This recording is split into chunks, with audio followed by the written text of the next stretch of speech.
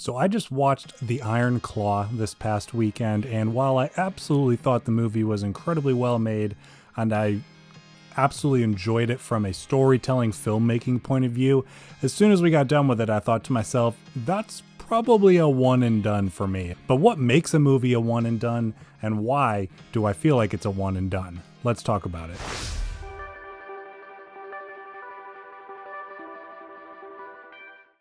Hello and welcome, my name is Austin, and in this video we're going to be talking about the movie Iron Claw. Before I get talking a little bit about the discussion, I do want to give my thoughts on the movie, as this is kind of a hybrid video of a review and a discussion video. So I had been wanting to see the Iron Claw ever since the first trailers started coming out last year, and as I've mentioned multiple times on this channel, it's really hard for me to get out to the theaters these days, having a family and busy schedules and stuff. So most of the time I just have to accept that I'm going to check out a movie once it hits streaming or Blu-ray or something like that. And so the Iron Claw just hit Max this past weekend. I think it might have been the weekend before, and so my wife and I checked it out because we were both really interested in seeing it. So we watched the movie, and from a review point of view, I believe I gave the movie a 4 out of 5 stars. I thought it was a great movie, absolutely incredible performances from beginning to end. It was a story I knew nothing about. I'm not in the wrestling world at all. I don't follow any of that kind of stuff, but I knew it was supposed to be a pretty powerful and interesting story of this true story of the family of the Von Erichs. And so I was really interested just to be able to learn about the story from the first time through the film.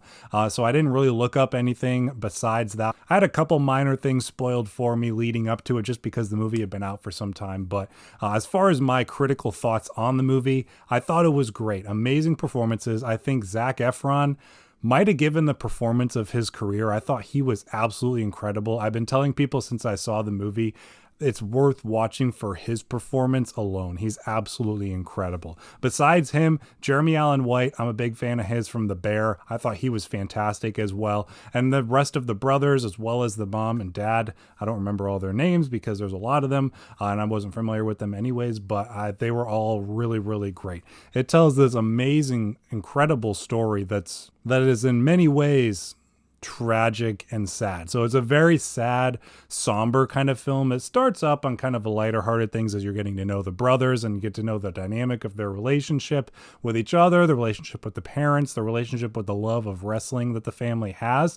So it's a lot of really cool, fun build-up stuff along the way, and then certain tragic events start happening to this family, and we kind of get to see their reactions to and how it affects each and one of them individually as well as a family unit. So like I said, it's a very tragic, sad story, but at the same time a very powerful and impactful one. It has a lot to say about family and the sacrifices that we make for our family and the relationships that we have with the blood relatives and family.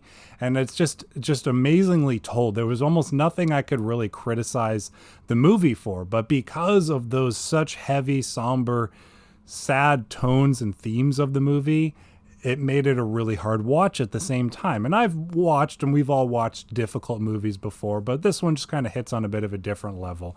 And so as we got to the end of it, I thought to myself, I really, in a weird way, enjoyed that. You know, it was a great movie. It was very impactful, very moving story. And there were so many filmmaking aspects of it that I really, really enjoyed and appreciated.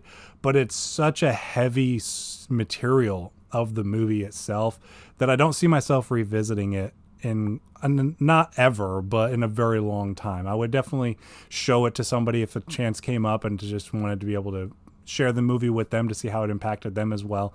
But I got done and I was like, that's probably a one and done for me, at least for the foreseeable future. So I wanted to pose the question to others as well of what's a movie or maybe a series that you checked out and just hit you in such an impactful way that you finished it and thought, I think that's enough for me. I don't think I'm going to revisit this one. Not necessarily because it was a poorly made film or a series, but even despite it being so good, it's such a heavy and impactful film that it's just hard to revisit due to the nature of the film and what it is. I was trying to think of some other films that I remembered of recently watching that might fall into this category as well. The only one that could come to mind that I watched recently somewhat was the Grave of the Fireflies anime film. That's another one that while I absolutely respect the heck out of it, it's incredibly well made.